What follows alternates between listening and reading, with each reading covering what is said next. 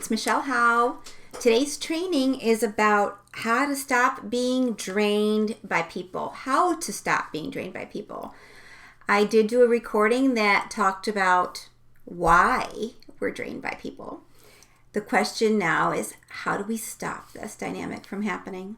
So I'm going to do my best to explain this to you. A little bit about me. Evolutionary Guide is the title.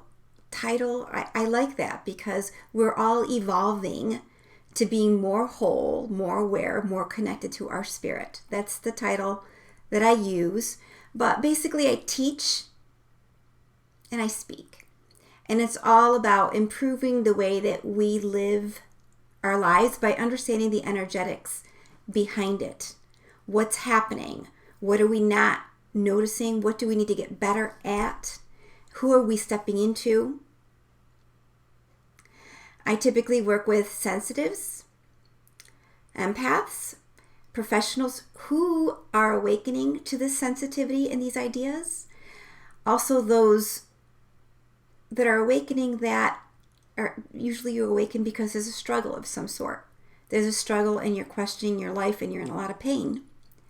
So you all of a sudden decide, I better learn some of this. This might help me. And it's life-changing to learn what this is. Because if everybody functions sharing energy and feeling emotions, we all do that. But if in some way you found that your life feels limited, that you feel different, that you feel like the burdens of the world or the burdens of the family or you are the person that is getting targeted in some way or feeling pain in some way or that is not conforming to rules. And, there's negative impact that comes from that. You want to feel supported and you want to find another source of support for yourself. Call me, look us up, join our subscriber list and start learning these topics, these skills. And you will learn a wealth of information that will support you in whatever you choose to do. There's no reason to be struggling. You just have to open your mind and move to the next thing that's ready for you. Okay? So how do I stop being drained by people? Well, what I want to start with is that I think, what are we talking about when we're saying drained? We don't know what level of us, whether we're drained on a spiritual level. All of us, our physical body, we're tired. We're exhausted. We want no more. We feel drained. Okay? So we don't want to do anything. That's how we kind of measure this drained thing. When we start our day, the objective will be to start at a very high level. I've got all gears on deck. I'm ready to go. Right? If you're not starting on that high level, then some work has to be done because you can't start your day at a 4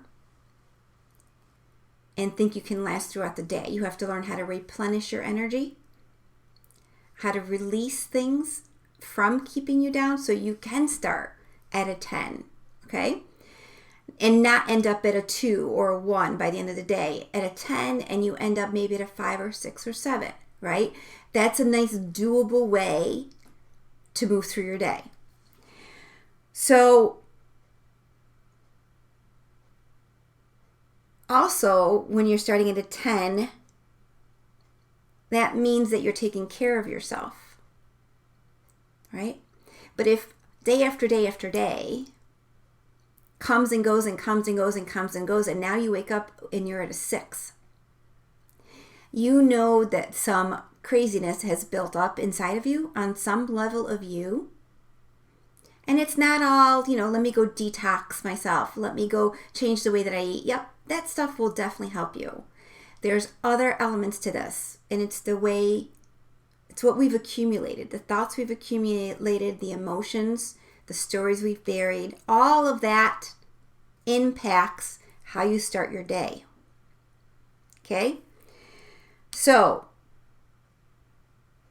you're about to like go on an awakening journey, and I'm going to ask you to get really good at who you are. Really good at noticing the things that trigger you, people that trigger you, situations that trigger you, emotions that come over you. You know, who's able to get and press your buttons. Those are triggers. Those are things that you're going to learn what they are and clear them out the door. They're out the door. Okay? So there's more to all this, is my point. How do I stop being drained by people? Okay, so who can drain you? People that you allow into your space, people that you give too much of your energy to on purpose or without awareness. People whose energy is not giving, it's taking. So there's an equal exchange that can happen with people. Sure, it seems like we're talking. But one has a really heavy energy and one has a really light energy. The lighter energy will, on some level, take on some of the heavier energy. I shouldn't say darker, heavier.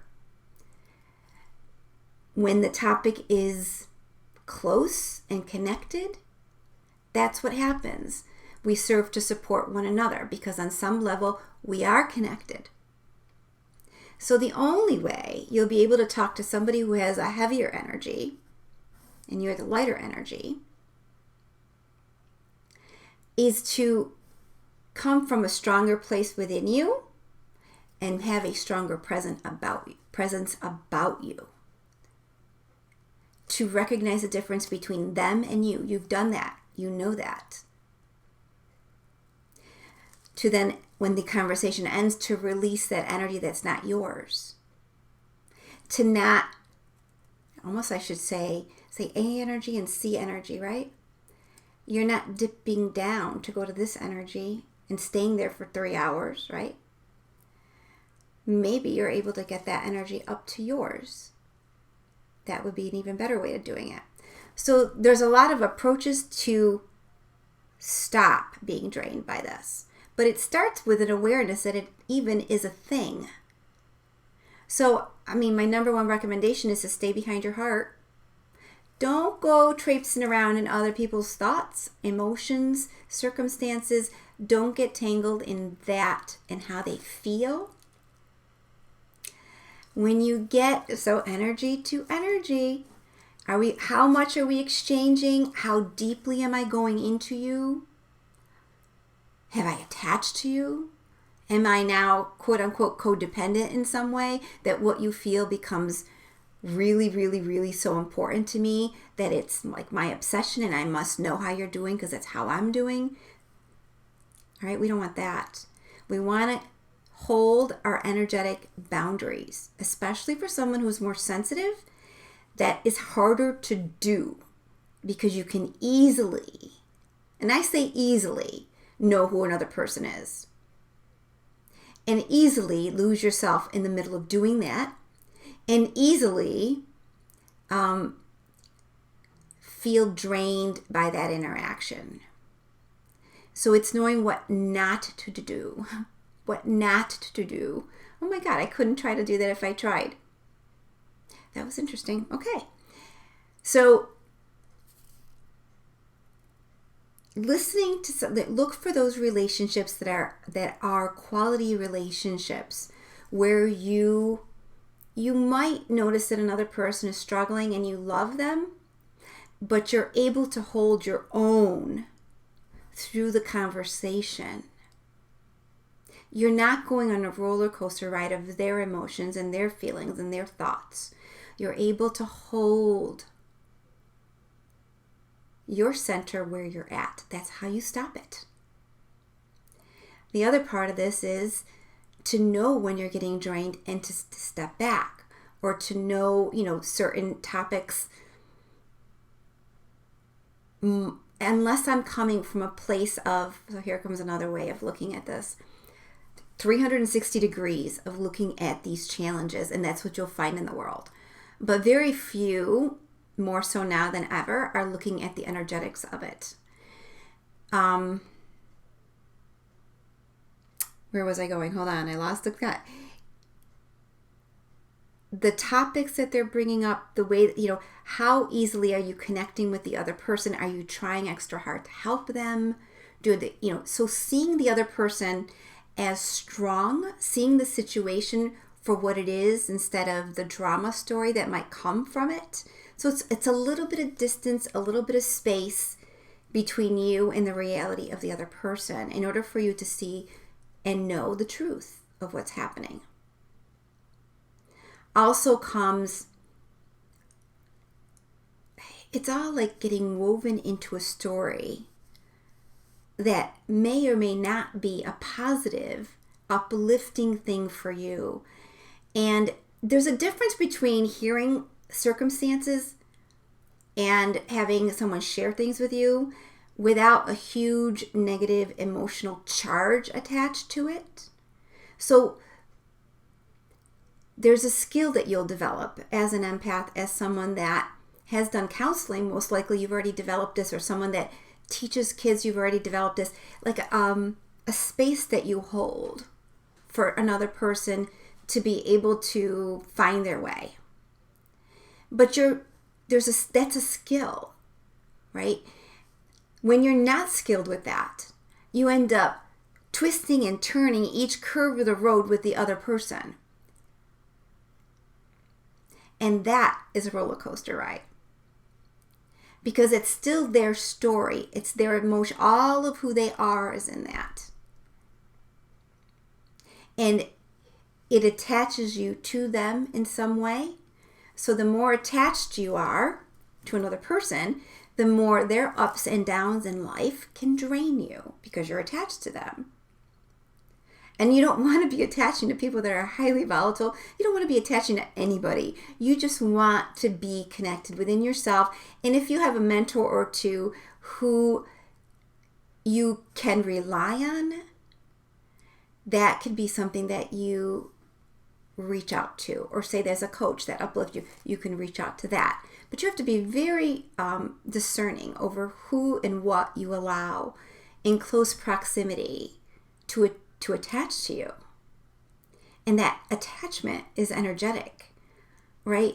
It's thought to thought, emotion to emotion. You're not going to know that it's even there unless your mind keeps going there. Your mind, you keep thinking about it.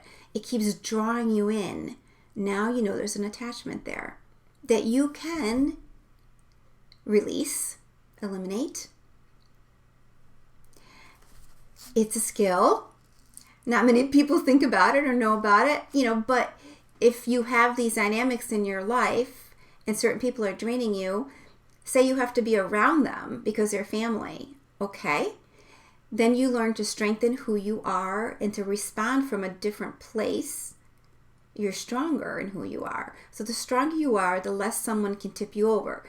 And if they're tipping you over and they're pissing you off and they're causing all kinds of mayhem in you, then you're lacking the emotional boundaries or the boundaries there. But more importantly, there could be something that's underneath that's making that happen, meaning there's something for you to learn. You have a wound. They're pressing on it because there's something for you to learn.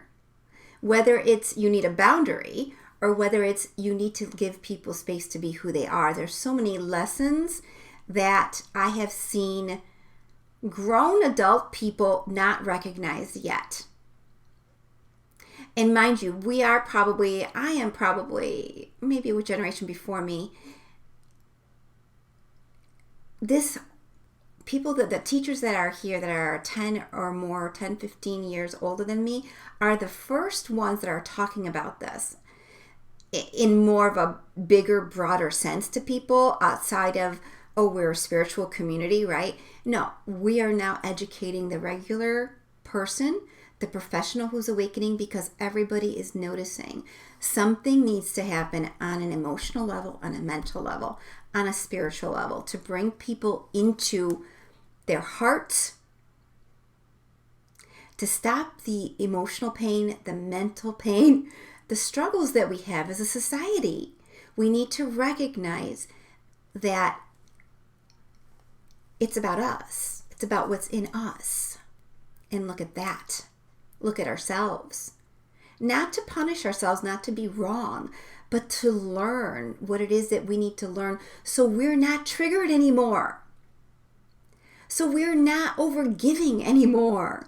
So we're not martyrs, and we're not victims, and we're never that. We're none of that. None of that is actually even true. So there's a lot. Okay, I apologize. I really wanted to narrow this down. I said a lot of different things here, but stay in your energy, stay behind your heart, learn how to strengthen, learn how to release so that you don't accumulate all this stuff. And then all of a sudden, you wake up one day and you're at a level 5 or 6 of energy, and people are triggering you left and right. They're triggering you. That's because there's stuff that is stuck in the closet that needs to come out of the closet and be released. You're too heavy. You've allowed things to go long enough that it has accumulated and it's too heavy. So anyway, I hope you learned something today, and look us up, become a subscriber, stay in touch, and we'll talk to you soon.